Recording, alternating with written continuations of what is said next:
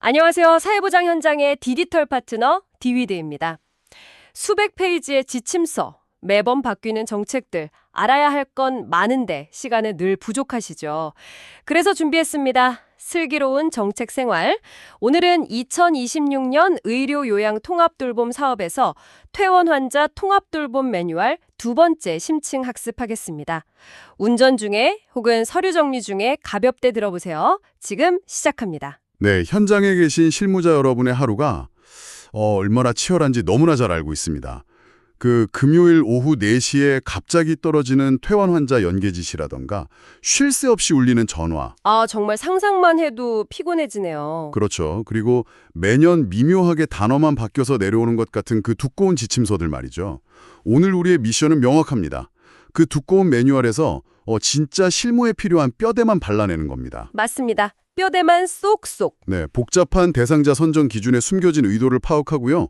병원과 지자체의 협력망이 실전에서 어떻게 작동하는지, 그리고 가장 골치 아파하시는 국가사업과 지자체 사업의 예산 및 역할 분담을 아주 선명하게 구분해 보겠습니다. 네, 지금 당장 엑셀 파일 띄워놓고 이 환자가 지자체 수당 대상인지 아니면 국가 숙가 대상인지 고민하고 계신 분들이 분명히 있을 거거든요. 분명히 계시죠? 오늘 이 심층 탐구만 끝까지 함께 해주시면 적어도 이 매뉴얼 때문에 퇴근 시간이 늦춰지는 일은 없으실 겁니다. 자, 이 부분을 한번 파헤쳐 볼까요? 네, 좋습니다. 누구를 어떻게 도울 것인가? 즉, 지원 대상과 선별에 대한 이야기입니다. 매뉴얼을 보면 대상자를 크게 세 그룹으로 나누고 있는데요. 네, 세 그룹이죠. 첫째, 골절이나 낙상으로 입원했다가 일상생활 기능이 떨어져서 퇴원하시는 65세 이상 노인이나 장애인, 둘째, 암이나 신부종 같은 중증 만성질환으로 지속적인 관리가 필요한 분들, 그리고 셋째가 지자체장이 지역 여건을 고려해 인정한 자. 네. 그냥 읽으면 아픈 분들 돕는구나 싶지만 왜 하필 이 세 그룹으로 딱 못을 박아둔 걸까요? 여기서 정말 흥미로운 점은 정부가 단순히 무작위로 대상자를 고른 게 아니라는 겁니다.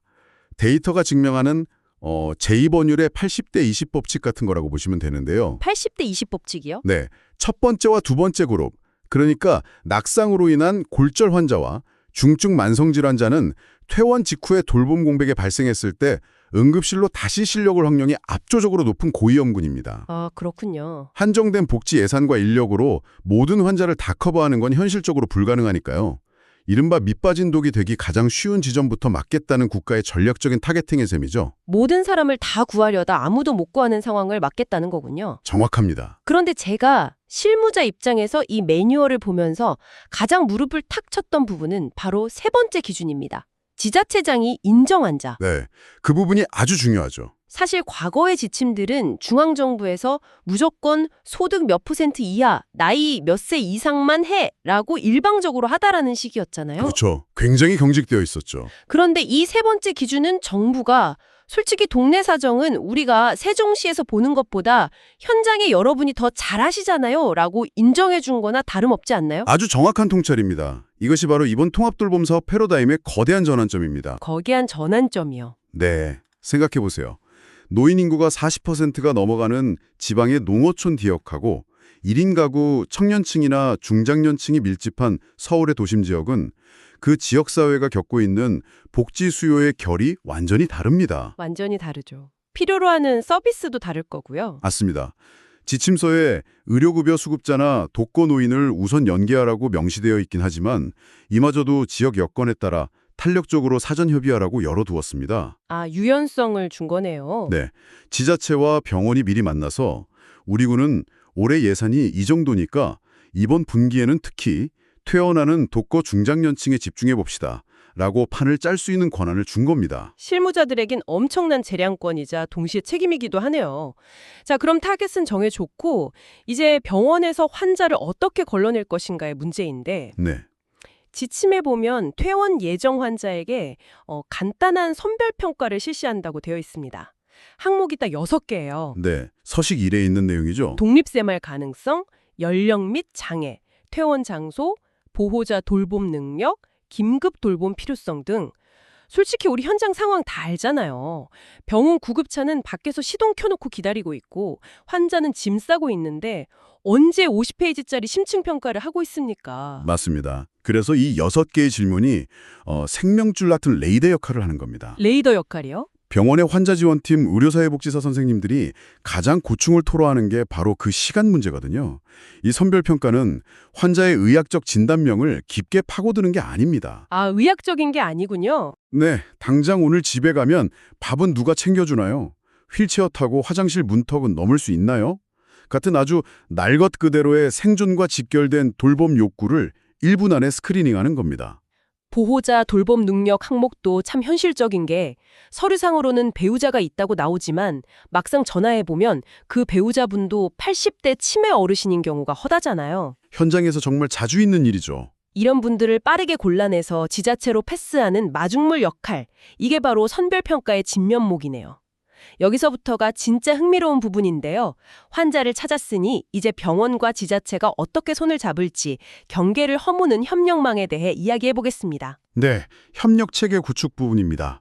여기서부터는 아주 현실적인 지리적 장벽 이야기를 좀 해봐야 할 것 같아요. 예를 들어서 강원도 산골 마을에 사시는 80세 김 할아버지가 고관절이 부러지셨어요. 아이고, 큰일이네요. 동네엔 큰 병원이 없어서 서울에 있는 대학병원으로 수술을 받으러 가셨단 말이죠. 아주 전형적이면서도 과거 시스템에서는 연계가 뚝 끊겨버리기 십상의 케이스죠. 그렇죠. 서울병원 입장에서는 우리 구 주민도 아닌데 퇴원하면 그만일 수 있고, 강원도 지자체 입장에서는 김 할아버지가 서울병원에 입원해 계신지조차 모르는 상황이 벌어집니다. 맞습니다. 완벽한 정보의 단절이죠. 그래서 매뉴얼이 관내 병원뿐만 아니라 다른 지역, 즉 관외에 있는 종합병원급 의료기관과도 협력체계를 구축할 수 있다고 명시한 건데, 솔직히 기초지자체 실무자가 서울, 경기, 부산에 있는 대형 병원들을 일일이 찾아다니면서 개별적으로 MOU를 맺는다는 건 불가능에 가깝지 않나요? 그게 바로 정책과 실무 사이의 마찰음이죠. 이것을 더 큰 관점에서 연결해보면 다행히 이번 매뉴얼은 그 마찰을 줄이기 위한 시스템을 마련해 두었습니다. 오, 어떤 시스템이죠? 시 도단위, 즉 광역지자체가 나서서 관할시 군구와 주요 관내외 종합병원들을 묶어 일괄 협약을 지원할 수 있게 한 겁니다. 일괄 협약이요? 네, 개별 실무자가 서류 가방 들고 병원 원장님 면담 잡으러 다니는 수고를 돌고 도청이나 시청 차원에서 굵직한 협력의 고속도로를 뚫어주겠다는 뜻입니다. 정말 실무자의 피로도를 덜어주는 장치네요. 병원 내 의료사회복지사나 환자지원팀이 필수 서류 3가지, 통합지원신청서, 개인정보동에서 환자평가표를 싹 모아서 지자체 전담 조직으로 쏴주는 프로세스도 깔끔하고요. 네, 서류 작업도 훨씬 간소화됐습니다. 그런데 제가 딴지를 하나 걸어보겠습니다. 지침서에는 관내병원과 연계할 때 전국 시군구 전담 조직 연락망을 활용해라 라고 되어 있습니다. 네, 그렇게 명시되어 있죠. 근데 우리 다 알다시피 관공서 PDF 연락망이라는 게 담당자가 출산휴가를 가거나 인사발령이 나는 순간 바로 무용지물이 되잖아요. 아, 그렇죠. 급해서 전화했는데 그분 지난달에 전보 가셨는데요 하면 정말 멘붕이 오거든요. 뼈아픈 지적입니다. 종이로 된 연락망의 한계죠. 정부도 그 문제점을 인지했기 때문에 이번에는 단순히 문서 파일을 뿌리는 데 그치지 않습니다. 그럼 어떻게 하나요? 보건복지부가 제공하는 연락망은 국민건강보험공단이 운영하는 요양기관 정보마당 홈페이지 같은 중앙 시스템에 게시됩니다. 아, 온라인 시스템이요? 네, 즉 인사이동이 있을 때마다 실시간에 가깝게 업데이트가 가능한 디지털 플랫폼을 활용한다는 점이 핵심입니다. 오, 그거 좋네요. 담당자가 바뀌어도 병원에서는 늘 최신 창구로 연락할 수 있도록 정보의 동맥경화를 막는 조치라고 이해하시면 됩니다. 아, 시스템상에서 살아 움직이는 연락망이란 거군요. 좋습니다. 자, 그럼 이 모든 게 대체 무슨 의미일까요? 드디어 핵심으로 들어가는군요. 네, 여러분이 가장 기다리셨을 대망의 3번째 파트입니다. 돈과 서류가 오가는 가장 복잡한 구간. 바로 2개의 톱니바퀴, 국가사업과 지자체 사업의 교통정리입니다. 실무자분들이 제일 많이 헷갈리시는 부분이죠. 이 파트를 읽으면서 많이들 혼란스러우실 텐데요. 제가 이해하기 쉽게 비유를 하나 들어볼게요. 네, 들어보죠. 국가사업, 즉 건강보험 수과는 일종의 자동화된 ATM 기기라고 생각해 봅시다. ATM 기기요? 병원이 환자를 평가하고 연계하면 건강보험 시스템이라는 ATM에서 자동으로 돈, 즉 수가가 나옵니다. 네, 그렇죠. 반면에 지자체 사업, 그러니까 연계수당은 은행 창구에 가서 번호표 뽑고 서류를 제출해서 받는 창구 직원과의 거래 같은 겁니다. 아하. 지침서에 따르면 지자체 사업은 국가사업 ATM을 이용할 수 없는 병원들을 위한 보충적 제도라고 되어 있거든요. 이 비유가 맞나요? 이보다 더 완벽한 비유는 없을 것 같네요. 정확합니다. 다행이네요. 국가 단위의 건강보험 수가 시스템이라는 거대한 ATM망이 1차적인 안전망을 구성하고요. 그 ATM을 설치할 조건이 안 되는 병원들을 위해 지자체가 직접 수작업으로 연계수당을 지급하는 2차 그물망을 펼치는 겁니다. 1차 안전망과 2차 그물망이군요. 네, 양쪽에서 이중으로 돈을 받는 이른바 중복 청구는 절대 불가하다는 대원칙이 여기서 출발합니다. 그럼 병원 종류별로 어떻게 다른지 짚어볼게요. 첫째, 급성기미 재활의료기관. 이 병원들은 무조건 ATM, 즉 국가수가제도로만 가야 하죠. 네, 맞습니다. 은행 창구요 나서 지자체 연계수당 달라고 하면 안 되는 거고요. 정확합니다. 급성기 병원이나 재활의료기관은 국가사업 참여 대상이기 때문에 지자체 연계수당 청구가 원천적으로 차단되어 있습니다. 원천 차단이요? 아주 명확하네요. 그럼 두 번째, 요양병원은 어떤가요?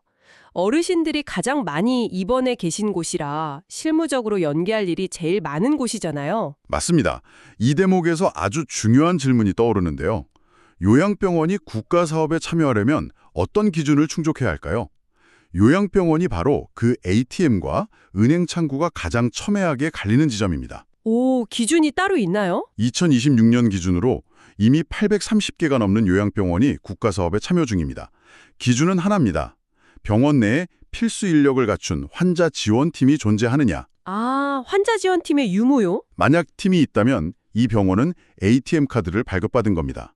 환자 연계 시 요양병원 지역사회 연계료라는 수가를 건보에 청구해야 합니다. 아, 그럼 환자 지원팀을 꾸릴 여력이 없는 중소규모 요양병원은 ATM 카드가 없으니까 네, 그때 비로소 지자체 은행 창구, 즉 보조 그물망이 작동하는 거군요. 완벽하게 이해하셨습니다. 환자 지원팀이 없어 국가사업 참여가 불가능한 요양병원, 오직 그 병원들에 한해서만 지자체가 따로 협약을 맺고 연계수당을 지급할 수 있습니다. 오직 그 병원들에 한해서만요. 네, 퇴원 환자 발굴이나 평가에 대한 지자체 연계수당을 지급하는 거죠. 국가수가 시스템을 쓸 수 있느냐 없느냐가 절대적인 기준점이 되는 것입니다. 속이 뻥 뚫리네요.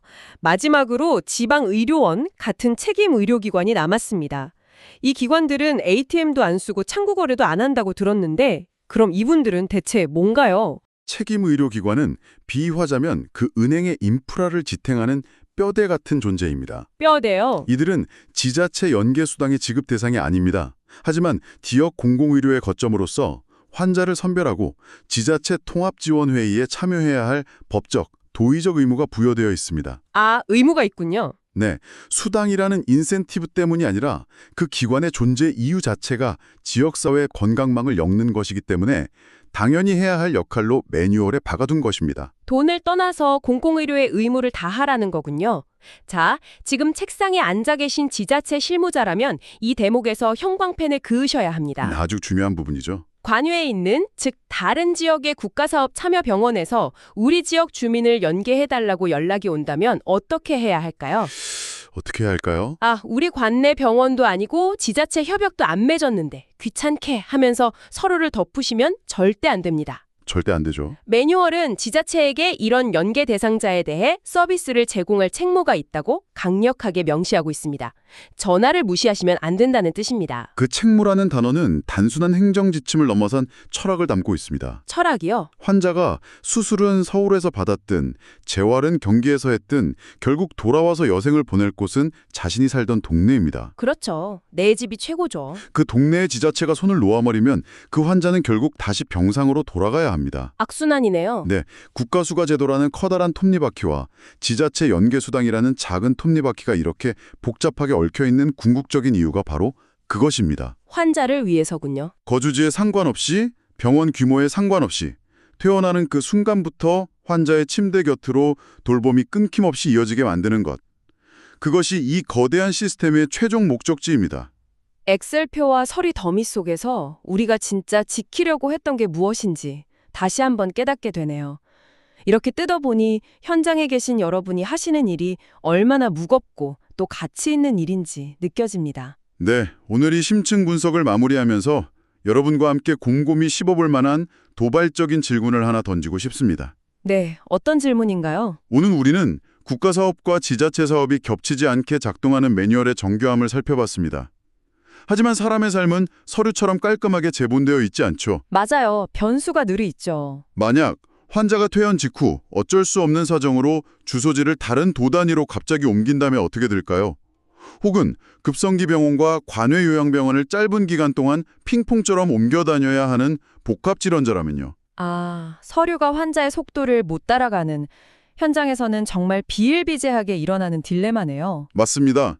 과연 이 두 개의 톱니바퀴와 수많은 지자체 행정구역 사이에서 그 어떤 정부의 누락도 없이 환자의 궤적을 끝까지 추적하고 케어할 수 있을까요? 쉽지 않은 과제입니다. 제도의 틀은 훌륭하게 갖춰졌지만 이 시스템의 미세한 틈새로 빠져나갈지도 모를 단 한 명의 환자도 놓치지 않기 위해 우리 지역사회는 어떤 선제적인 플랜 B를 준비해야 할지, 플랜 B라. 네, 행정의 한계를 뛰어넘는 현장의 연대란 무엇일지 오늘 밤 한 번쯤 깊게 고민해 보셨으면 좋겠습니다. 지금까지 오늘 정책의 핵심 포인트들을 짚어봤습니다. 업무에 작은 도움이 되셨나요?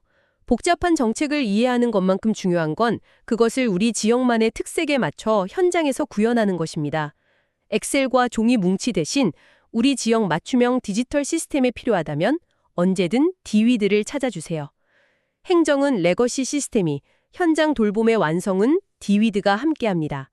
더 자세한 내용과 실무 팁은 디위드 홈페이지에서 확인하실 수 있습니다. 구독과 좋아요로 내일의 복지 행정을 더 가볍게 만드세요. 보다 촘촘한 사회 안전망을 위한 디지털 파트너 디위드였습니다. 감사합니다.